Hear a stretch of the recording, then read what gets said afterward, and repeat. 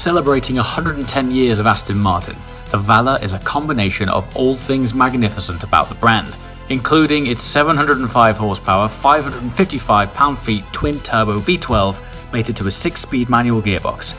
So what is the 1.3 million angry Aston actually like to drive?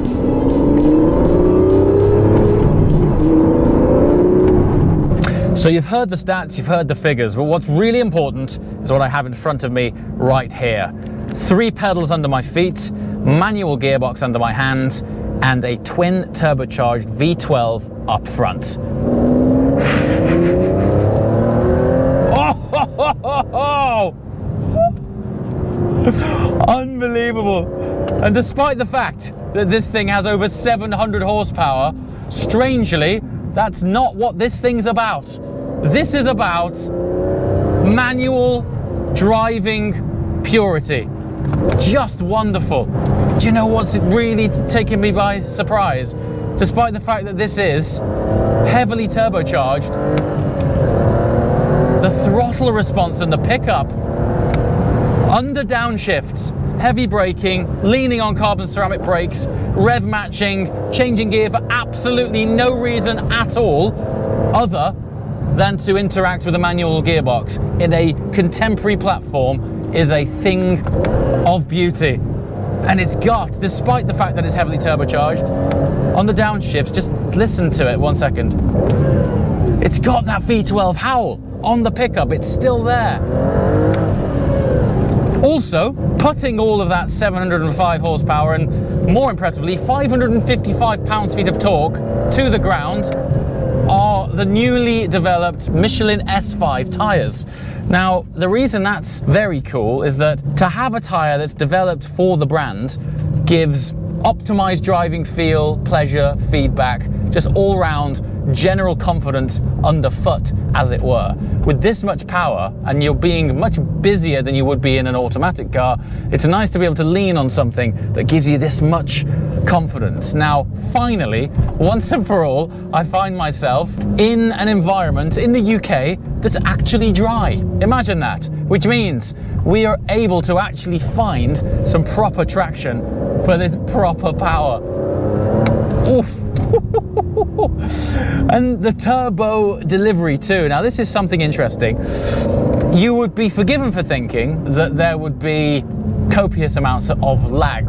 There absolutely is not. However, there is enough to give it this sort of lean towards a more analog, old school turbo feeling, in that there's enough lag for it to be exciting but not annoying. So when it comes on, you're well aware that you're having forced induction into that V12 that is making this platform so exotic. It feeds it in, there's enough lag to be pleasurable but not annoying. The other thing which I'm quite impressed with, I'm going down some tarmac here that from a road surface point of view and the car we're in would definitely be categorized as suboptimal. It's bumpy, it's undulating. The way that this chassis and the suspension composure is dealing with it is not what I expected from the way that this car looks. You'd be forgiven for thinking that it's stiff and it might hop over the cracks and bumps, but it's not. It's actually absorbing it. And why that's important is there's no point in having this much power if the suspension, drivetrain, and ultimately the contact patch can't deal with it.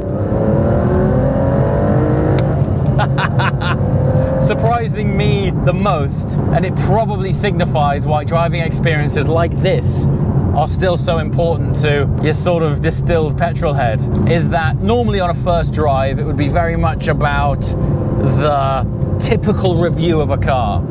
This I'm compelled to share with you, pure and simple, what it's like to drive. What is it like to be behind the wheel of a brand new manual V12 supercar? Those are words that literally a few years ago we thought we would never hear again, and yet here we are, Aston Martin.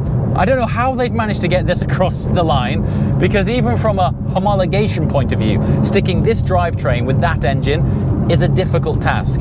So the fact that this car even exists should be a round of applause. Now sadly, or interestingly, depending on how you want to look at this, only 110 of these are being made. The 110 people who will get to own and experience one of these are incredibly lucky. because back in the day, manual V12, special, but kind of taken for granted. Today, unicorn dust. But there's one thing creating it. What's it actually like? Well, the sign of a good manual for me is when I want to change gear for no reason at all. And if you've been paying attention, you might have noticed that I've been stirring the box for absolutely no reason at all, just to interact with it. So pedal placement, spot on. Obviously, if you're buying this car and you're in the market for such an extreme version of a manual car, you're probably not looking for it to do the rev matching for you. So there's none of that nonsense. You can just interact with this pure and simple as a manual driver's car. Pedal placement in that regard is essential, and we're going to talk about something in a minute that is often overlooked and rarely spoken about, that gels all of the componentry together to make that experience harmonize. Touch on that in a minute. Brake as well, carbon ceramics. These were cold out of the box. The way that they feel, even without temperature in, they have got massive amounts of reassuring snap and bite in them. And then the throw and the weight and the feel. Now this is this harmonizing componentry. It's often underestimated and not often shared, the importance of the weighting of these components, right? So depression of clutch and throw of box together with steering weight. If any of these are sort of disproportionately heavier or lighter than the other two, there's this subconscious disconnect between the componentry which allows you to actuate that shift.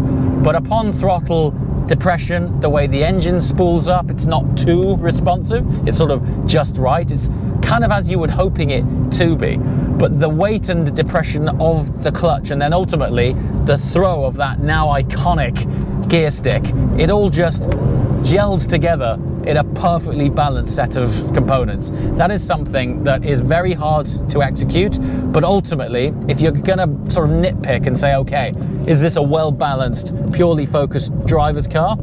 I would say in the case of this thing, it absolutely is. Now, steering weight and feel too. Obviously, the point that this car exists, by the very componentry of it, the point that it exists is to be a driver's car. You wouldn't go to the effort of developing that in this platform without all of the other attributes matching up. And so on that vein, steering weight. Now, we're in the era of EPAS, electronic power assisted steering, and those are sort of mandated these days by most manufacturers because it interconnects with a lot of other things on the car, like radar adaptive cruise control and lane hold assist and various bits and bobs like that. So it's not always the fault of the manufacturer that they can't necessarily achieve the steering weight and feel that they are looking for. But in this, because it's still ultimately a sort of super GT, a super Grand Tourer, the weight of it gets away with perhaps not being quite as analog as you might want, but because it's in a Grand Tourer platform, and I think you're not just using it for the last word in driver engagement and feedback, it does get away with it. For example, right now, 2,500 RPM, fifth gear, swanning along a typical British country road. You're reliant on that torque. I mean, even in fifth, like, it just pulls like a freight train. Importantly though, it's the way all of these things gel. That moment right there, it takes place in a split second. But as humans, what we effectively are is a bag of sensory nerves. We are receptive to every input and output that we are making with a machine like that. And even though this action right here happens in half a second, you immediately know if they've sort of created that synaptic connection that is ultimately totally subconscious, that gives us as drivers that feeling and reassurance that yes, the people that developed this car were proper drivers and they knew what they were trying to engineer to instill to anyone who's fortunate enough to get behind the wheel. Very cool. And one of the things that, listen, from the outside, it sounds great. I might like a little bit more noise inside. You can hear it spool up, you can hear that undertone of that V12 howl that I was speaking about earlier. But if I just drop back here, give it a space for a spot of send, it's nice, but it's not wild. Again, we have to decide which side of the fence this thing's sitting on. Is it supercar territory? Is it super Grand Tourer territory? Depending on where that sits is where you might expect your sort of acoustic profiling. For me, I think given the super limited nature of this car and what it is, I could probably do with a bit more noise on the inside.